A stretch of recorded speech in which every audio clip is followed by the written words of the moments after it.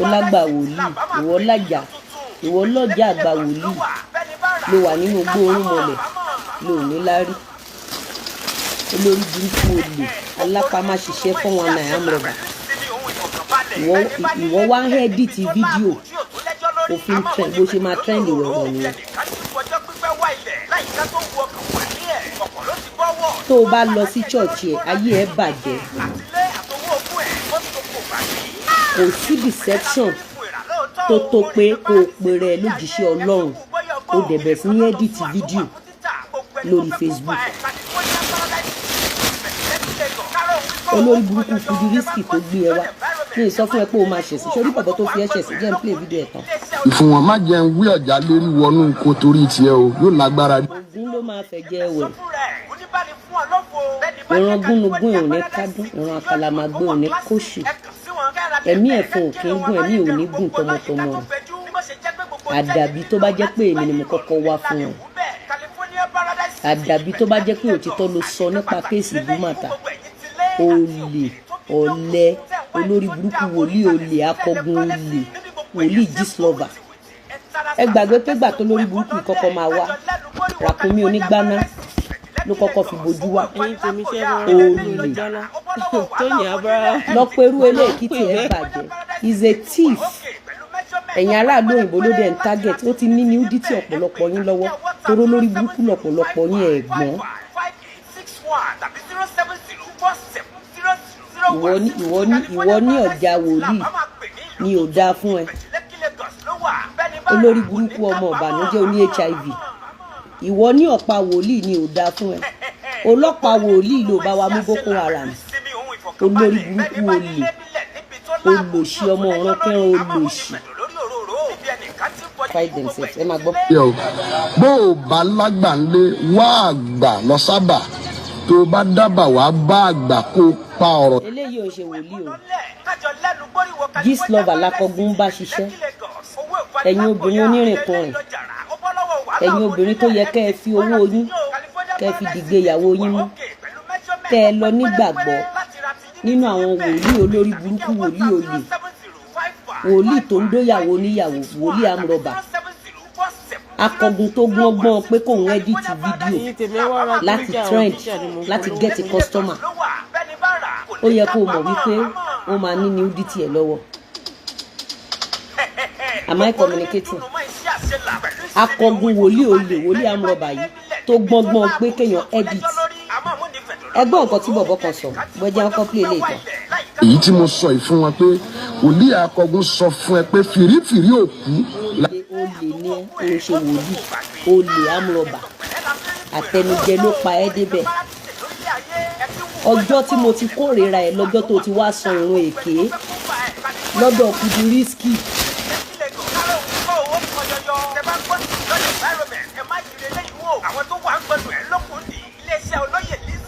Ọjọ́ tó ti wá sọ̀rọ̀ èké lọ́dọ̀ Fudurisky. Ìwọ àtàwọn Gistlover lẹ́jọ́ ń ṣiṣẹ́ olè nìyẹn amúrọ̀bà nìyẹn. Ẹja ń rí o ìran ajá kan kìrìfìrí inú tí n bá túnú fún ẹ àti tó ń ta aṣọ yìí. O ò ní jẹ́ èèyàn. The last time tí mo check ẹ o fúyẹ́. Babaláwo ni ẹ̀ náà babaláwo tí ò mọ fa ni ẹ. O ò mọṣẹ́ o ò kọ́ṣẹ́ o ò mọ nǹkan tó fẹ́ ṣe. O ò mọ iye obìnrin tó ti mú nudity wọn tó ti mú pamọ́. O máa ń blackmail àwọn obìnrin fi jẹun nínú. O ò mọ iye obìnrin tó mú nudity ẹ̀ dání tán ti ronú para wọn. Ìjà wa ó ṣiṣẹ́ ju owó ẹ̀ lọ ẹ̀bá mi ìbéèrè kò sí wa. O ò mọ iye obìnrin tó ti mú nudity ẹ̀. Ẹ̀yin tẹ́ ẹ̀ wá ní diaspora a máa sọ fún yín tó bá lọ sọ́dọ̀ wòlíì akọgun kò ń ṣe wòlíì o. Ó máa mú òbò ẹ pamọ́ ohun tó fi ń jẹun nìyẹn. He does not see any vision. He does not have any power. Bó ṣe wà yẹn kò kọ́ṣẹ́ kò mọ̀wé 419 ni Gistlover ló ń bá ṣiṣẹ́. Wọ́n jọ ń toṣẹ́ fúnra wọn ni. Ẹ rántí kéèsì Dúmàtà. Ẹ rántí nǹkan tó sọ. Ó jẹ́ gbajúmọ̀ aṣọ tiẹ̀ kó má ta àwọn tiẹ̀ ń wò ẹ́ báyìí wọn ò bẹ́ẹ̀ sọ o. Àwọn tèmi ń wò mí wọn ò bá mi sọ. Àwọn tèmi yẹn ló ní kó wá parọ́ pé Ìdúmàtà ṣe ojú ẹ pé ó wà ní Ìdúmàtà. Àwọn tí ẹ ń wù ẹ nísìnyí wọn ọ̀bẹ sọ o. Ṣé èmi ni mo kọ́kọ́ wá bá ẹ? Ṣé èmi ni mo ní káṣírí ẹ tú? Nígbà tó o parọ́ tó o tún lọ rí ẹ́díìtì fídíò ọ̀rọ̀ Pẹ́là tó o trẹ́ǹdì, ṣé mo dá sí ẹ? Ṣé mo dá sí ẹ? O lè ní ẹ lọ wá ṣẹ̀ṣẹ̀. Àwọn necessary offices wọ́n ti kó gbogbo fídíò ẹ jọ, wọ́n máa arrest ẹ ní moment from now. Wá ti bẹ́ẹ̀ sunkún kíkorò already torí ikú gbóná ti bù ẹ jẹ tọmọtọmọ ẹ. Olè ọ̀lẹ ni ẹ, olè ọ̀lẹ alápámáṣiṣẹ́ tó ń dóyàwó lé onílé. Olè ní ẹ akọgun, amrọ̀bà ní ẹ, wòlíì òbò, wòlíì ti kabọ̀dí, wòlíì rapist ní ẹ. Olè ní ẹ, olè. Ọmọbìnrin yìí ẹ sọ fún pé mi ò kí ń ṣàwọn onítíátà ẹgbẹ́ o. Wòlíì lèmi o, wòlíì akọgun kì í ṣe wòlíì onítààyè o. Ó bá wo ibi tí mo wà yìí wàá mọ̀ pé inú aginjù ni. Má jẹ́ ń bẹ lọ́wọ́ lọ́rọ̀ ẹ o. So mọ̀ pé ìran asọ̀rọ̀ ṣẹ kì í sọ̀rọ̀ dànù. Mo tún máa bá ojú ọjọ́ sọ̀rọ̀ torí ẹ, à ní kí ẹ̀sìn ó ta lé ẹ. A máa fi déètì ọjọ́ tó máa ṣẹlẹ̀ má dẹ̀ sọ sáyé. Bí ò bá dẹ̀ ti rí bí a jẹ́ pé kò sọ́lọ́run lókè. Ṣùgbọ́n ẹ jẹ́ kí ọlọ́dẹ kó pe ajá ẹ̀ sí tòsí. Ajá tó ń gbòye bá wípé kìí ṣe gbogbo ajá, kìí ṣe gbogbo ẹranko lajá ń gbó mọ́ o. So mọ̀ dí, má taṣọ àgbà mọ́lẹ̀ o. Tó o bá taṣọ àgbà mọ́lẹ̀, o lè má ra sọ dàbora o. Wo bí mẹ́ta lọ̀já àwọn àgbà o. Kí ni mo pè yìí? Mẹ́ta lọ̀já àwọn àgbà. Ọ̀já àkọ́kọ́ ọmọ náà fi ń pọ̀n. Ọ̀já abiyamọ ni wọ́n ń pè é. Òun náà máa fi ń pọn ọmọ, òun ló ń su ọmọ mọ́ ẹ̀yìn ìyá rẹ̀ tó fi ń jẹ ọmọ tán fi ń so gbọngbọngbọn. Èèyàn kì í bímọ kó má lọ́jà abiyamọ o. Ọ̀já ẹlẹ́ẹ̀kejì ọ̀já Ṣàkì ni wọ́n ń pè é. Ọ̀já tí wọ́n ń pè lọ́jà Ṣàkì yìí làwọn awo ń lò. Wọ́n á máa ṣe kíni? Wọ́n á máa fi lé èjìká tàbí kan wé lọ́rùn. Kí ni ìtumọ̀ rẹ̀? Kì í kàn ṣe fásán, kì í ṣe yúnífọ́ọ̀mù nìkan. Òun gangan tán bá ti ń wọlé awo lọ, òun gangan ni significant wọn, signature wọn pé àwọn awo ló dé yìí. Ìyẹn fún àwọn tó ń ṣawo.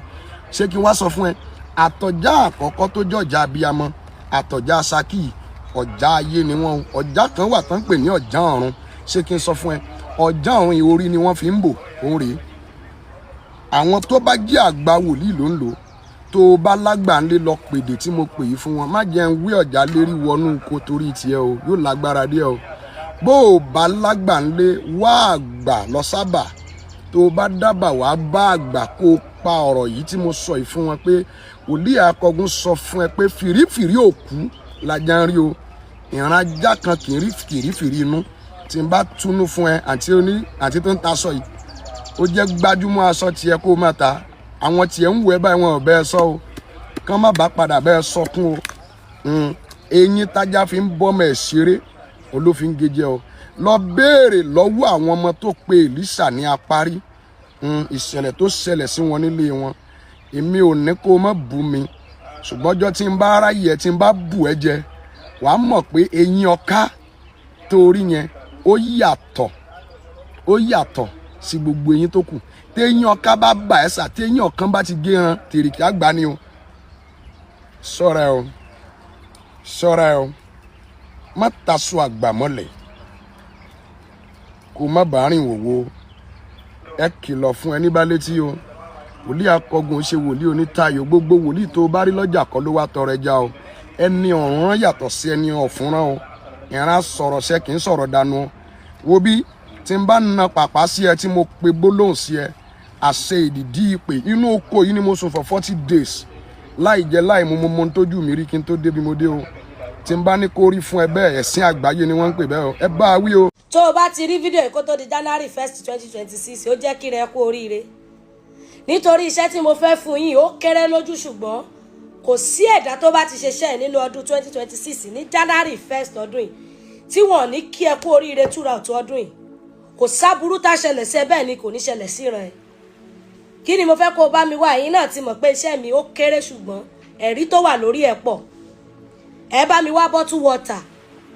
Bẹ́ẹ̀ ni bottle water lẹ máa wá. Tẹ bá ti wá get bottle water, tó bá ti di alẹ́ on the 31st ẹ mọ̀ pé lómi máa fẹ́ lọ fún crossover wọ́n fẹ́ lọ church ẹ lè ṣe ní alẹ́ tójú bá ti ṣú ẹ bá jẹ́ bí tó 7 after 7 ojú ti ṣú ẹ ṣí omi bottle water ẹ ra tuntun ẹ má lọ rọ omi o bẹ́ẹ̀ ni ẹ̀yin ni owó ara yín ni kẹ́ ẹ fi rà kẹ́ ẹ dẹ̀ já tẹ́ ẹ bá ti ṣí pinch lélẹ́yìí ẹ fi pinch of salt mẹ́ta sí ẹ máa bá mi ṣí bíbélì yín sí Psalm 121 Psalm 121 Psalm 121 Psalm 121 mo sọ lẹ́ẹ̀mẹ́ta ẹ máa ka Psalm 121 lẹ́ẹ̀mẹ́ta sínú omi yẹn Psalm 121 lẹ́ẹ̀mẹ́ta sínú omi tẹ́ ti fi pinch of salt sí yẹn ẹ máa wá bẹ̀rẹ̀ sí ní gbàdúrà fún gbogbo oore tẹ́ ẹ fẹ́ fún ọdún 2026 ẹ bẹ̀rẹ̀ sí ní gbàdúrà sí bẹ́ẹ̀ ṣe ṣe omi yẹn gbé síbi ẹnu yín báyìí kẹ́ máa gbàdúrà yẹn tẹ́ ẹ bá ti ṣe tán ẹ tì í ẹ ń bá fẹ́ lọ jáde kó jáde ẹ ń bá fẹ́ ẹ ṣáà tí kẹ́ gbé síbi tó jẹ́ pé mọ̀ kó safe tó bá ti wá di àárọ̀ ní January 1st ẹ bẹ́yàn sọ̀rọ̀ ẹ tí ìbáyàn sọ̀rọ̀ kò má tà fún rẹ́mẹ́dì eléyìí tẹ́ ẹ bá ti dé ẹ lè ṣe láàrin 5 a.m. sí 11 a.m. kó ṣáà ti má jọ̀wọ́ ọ̀sán ẹ gbé bottle water yẹn tún ṣe ẹ tún bẹ̀rẹ̀ sí ní decree kẹ́ máa declare tẹ́ ẹ bá ti ṣe tán áàfù omi yẹn fi fọ orí yín èyí tó kù ẹ gbé síta tẹ́ ẹ bá ti wá fẹ́ dà sílẹ̀ ẹ̀lẹ̀ ẹ máa sọ pé ilẹ̀ gbọ́ ọ̀rọ̀ Olúwa nínú ọdún 2026 yìí máa gbórí ẹ máa ṣe rere nínú ọdún 2026 yìí wọn ò ní gbé mi sí sínú ẹ ìwọ ilẹ̀ mi ò ní ṣe àìsàn lórí ẹ ìwọ ilẹ̀ oríire bẹ̀rẹ̀ sí ní jẹ́ tèmi tẹ́ ẹ bá ṣe ẹ máa da omi yẹn díẹ̀díẹ̀ ẹ má dà nídà pé ẹ má dà díẹ̀díẹ̀ bẹ́ẹ̀ ni kẹ́sì máa ṣàdúrà sí ẹ ṣe léyìí kò jẹ́ dandan ilẹ̀ lẹ̀ ẹ bá jẹ́lẹ̀ tán tack interlock ẹ ṣáà mọ̀ pé dà sílẹ̀ lẹ̀ ẹ wo ẹ padà nínú ọdún 2026 ẹ dúpẹ́ mo rí yín ná ó dàbọ̀.